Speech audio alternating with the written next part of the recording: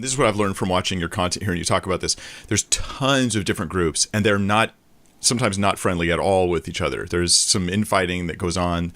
So, Hebrew Israelites is like a big umbrella that represents a lot of things, and you're aware of the nuances there. But as far as the umbrella goes, how many people are we talking about, and how quickly is it growing as far as currently? That's what's fascinating. I'm actually going to read something here briefly from a little article that was recently done. And this is fascinating. Lifeway Research recently, Mike, they did a research on Black Americans' views on Israel. And listen to an excerpt that summarizes the findings, okay? Many African Americans said they think more positively about the nation of Israel because of the historic connections between the journey of their ethnicity and the journey of the Jews. So just pause real quick. That's sort of historic. If you listen to a lot of the old spirituals, for example, there's connections because they saw a parallel in the suffering, right? Or Harriet Tubman was called Moses, for example, right? So that parallel was understood by many. Nat Turner, I'm not saying that killing babies like Nat Turner ended up doing was good, but he did understand a parallel between Israelites and Black Americans' plight, right? And I wouldn't disagree with that part. Now the Hebrew Israelites try to claim that he actually thought they were Israelites. That's not true, but that's historic, but it's morphed into something more. Continue on real quick. Check this out. Around a quarter said their opinion of Israel has been positively influenced due to the historic parallels between the enslavement of Jews in ancient Egypt and blacks in America, 27%. And due to the similarities between the two groups overcoming oppression, Jewish people in pursuing the promised land and African Americans pursuing civil rights, 26%. Interestingly, most respondents to the survey, 62%, said they were not familiar with the teachings of Black Hebrew Israelites. So they actually asked them this in this Lifeway research, which is a big deal. So 62% didn't even hear about it. A group that contends that Black Americans are physical descendants of the ancient Israelites. Very few, 4%, considered themselves to be a Black Hebrew Israelite. Now, 4% may not sound like much. So people are like, we don't got to worry about these guys. Ladies and gentlemen, 4% of Black America is 1.5 million people. If you do the numbers, depending on how you count it, because there's these issues of how do you count so-called biracial people, and there's these questions about who counts.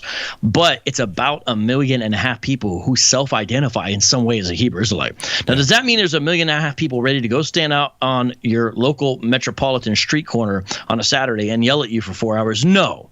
But that certainly is part of an aspect, probably the most visible part of Hebrew Israelism if you live in a city. Yeah, I have seen them here. 4% is actually a big deal. Yeah, I have seen them out here in Long Beach, not recently, since COVID pretty much, but before that, up on Downey Avenue. and you can, I look and I'm like, those are Jehovah's Witnesses, those are Mormons, those are Hebrew Israelites. Like, you could just tell. Take me back like 30 years, from 30 years ago, 1991, like how many were there then in the U.S.? Because it seems like I'd never heard of this before. Right. Well, if you go back a little bit further into the 1890s, that's the first discernible moment in history that we know of that somebody said Black Americans equal Hebrews. Right. William Crowdy, and shortly after him, someone named F.S. Cherry. And they established churches and da-da-da. And you don't really hear much about it until until the early 1900s. Then this thing pops up called the Commandment Keepers. But you can tell by the name, it's sort of a kind of like a Black rabbinic Judaism in a way. It's a lot more Old Testament based. But out of the Commandment Keepers group, which was pretty big in Harlem, and there's a lot of scholastic research on the Commandment Keepers, because scholars have found them interesting. Although the group has almost dwindled out, their legacy and influence is still felt to this day. In 1969, a small group of men left the Commandment Keepers in Harlem and eventually established a school at 1 West 125th Street. And that's why we call them One Westers, those who come out of that school of thought. And I've actually visited the location. The bottom of it is not a Steak and Shake, but that other one, something Shake. I forget what it's called, but Shake Shack, something like that. Okay. Anyways, and so been there. And that school had a lot of splits. And from those splits in the mid-90s, became all these little groups. And once they learned how to use YouTube to promote their doctrine, it was on. So they were some of them were early adopters to YouTube, kind of YouTube 1.0 kind of stuff, right? And the earliest camps that did it blew up because of the YouTube stuff.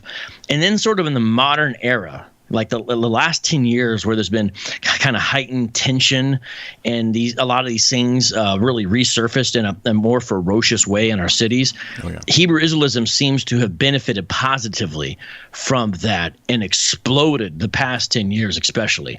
And almost every camp that I know of has experienced growth. That's a Hebrew Israelite group. And there's been more and more splinters, and the splinters grow. Even in my own city, I've seen them go from one corner to like 10 corners just in the past 5 years. And so we are talking about exponential growth. And that's why, people, they don't want to take it serious. But imagine if you were there in the beginning of Mormonism. You might have thought it sounded silly, but next thing you know, they're all over Ohio, they're all over Missouri, they're all over Utah. So you better watch out. Yeah, you don't even have to sell me on this. I'm so on the same page. It's like catch these things when they're beginning to trend, or even earlier if you can help it, and get it now. Get the content out there that's dealing with it so that people can be equipped to respond to it. Because in the end, this is not a us versus Hebrew Israelites thing. This is about the truth of Christ. It's about being faithful to the Word of God. It's about really just holding fast to the truth. That's it, and wanting other people to have that truth as well. Now. So they're growing significantly, and I just imagine that all of the racial tension that's going on helps, because at the core of this is a lot of that, and so that probably assists as well.